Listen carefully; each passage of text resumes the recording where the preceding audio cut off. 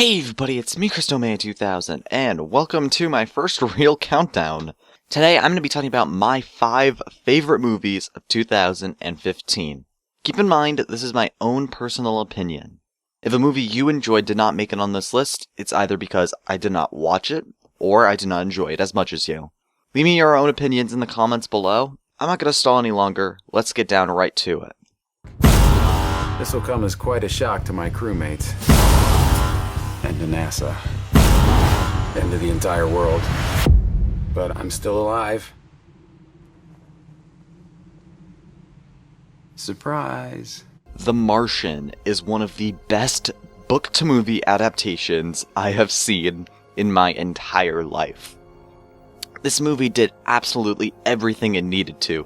The intensity, the humor, the acting. As someone who truly loved the book, The Martian was a fantastic movie. However, I do have several issues with the movie personally. As someone who absolutely loved the book with its humor, its intensity, its real scientific accuracy, there were some things in this movie that aren't explained very well, and they had to leave out some of the best moments in the book. That's not necessarily something Ridley Scott could have gotten around, but it's something that I personally had issues with as someone who absolutely loves the book. Other than that, The Martian is an absolutely incredible movie with beautiful acting, one of the best uses of 3D I've seen in a movie in a long time, perfect CGI, intensity throughout all of it, humor, and most of all, an amazing soundtrack. What more do you need? I'm joy. This is sadness. That's anger. What? This is disgust. And that's fear. We're Riley's emotions.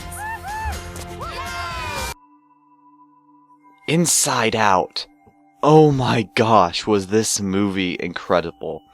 It is one of the best Pixar movies since, I argue at least, Toy Story 3. Inside Out had so much creativity and beauty and humor and personality. So much personality, pun not intended.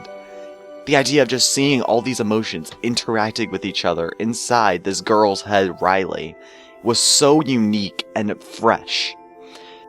The animation was absolutely beautiful and everything looked so beautiful, colorful. The humor is some of the most unique humor I have seen in a movie in a very long time.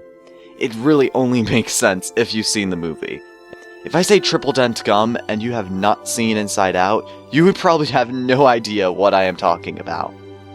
There are so many moments in Inside Out that I really just had to laugh out loud for its creativity and humor. Although, that might be my only complaint with the story. The biggest complaint I have with Inside Out is that even though it has so much creativity pouring and seeping out of every single frame, when you look at the plot individually, there's not much that happens. The entire movie is just creativity and personality all piled on top of each other, and I feel the plot kind of suffered because of it. But that's not saying the plot is bad. It was brilliant the way they interweaved the stories of inside Riley's head and outside Riley's head in a unique, memorable, and realistic way. I absolutely loved Inside Out, and for some people who have not seen it yet, I can't recommend it enough.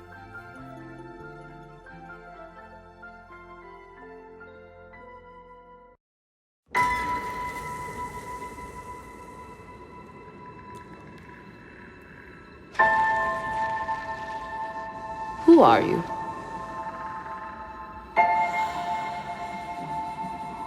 I'm no one.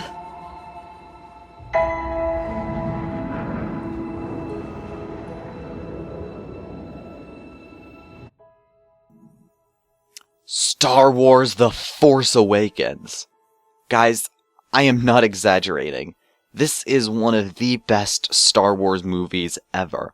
And this is coming from someone who does not usually like Star Wars that much. Maybe I'm still caught up in the hype. I really have no idea. But I do know that The Force Awakens is an absolutely incredible movie. The new characters that they introduced with Rey, Finn, BB-8, Poe, and Kylo Ren, all mixed with the great cast that we love of the originals, really created this beautiful story that flowed so nicely with the rest of the saga. The humor was so great, The twists and turns the plot took were so amazing and unexpected. I absolutely loved every single new character.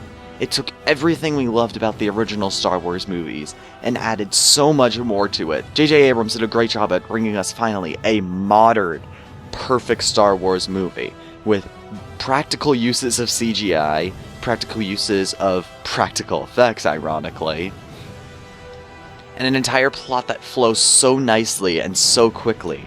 I was on the edge of my seat for every single moment of The Force Awakens, and it is one of the few movies in a very long time that I can say held up to the amount of hype it had to do.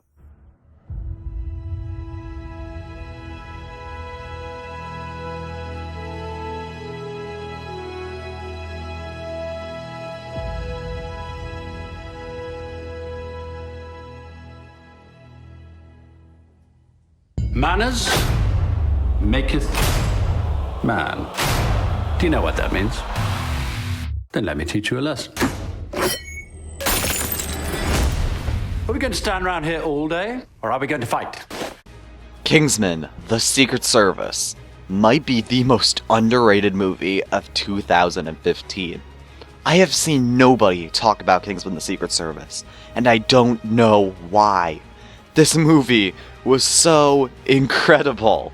The action is some of the best stylized action I have seen in my entire life. The acting with Taron Egerton and Colin Firth was absolutely fantastic. The action was so fluid and over the top.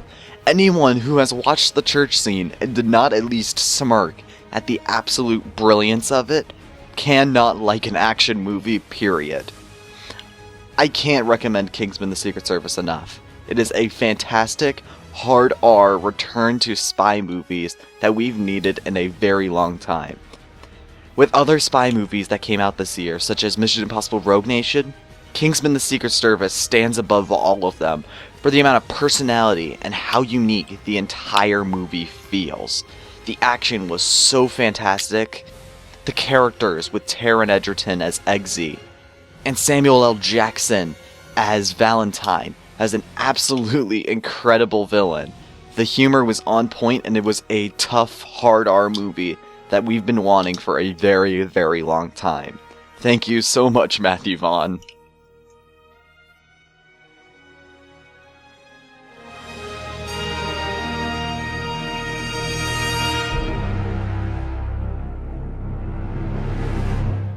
This is the way I'm expecting this next one to go. 50% of people who are watching this are going to say, yes, that is the movie of the year. The other 50% is going to say, it's what has happened to humanity for people liking this movie. I'd have no idea what to say, guys. This may be one of the best movies, not only of 2015, but of all time. I'm just going to let the movie roll.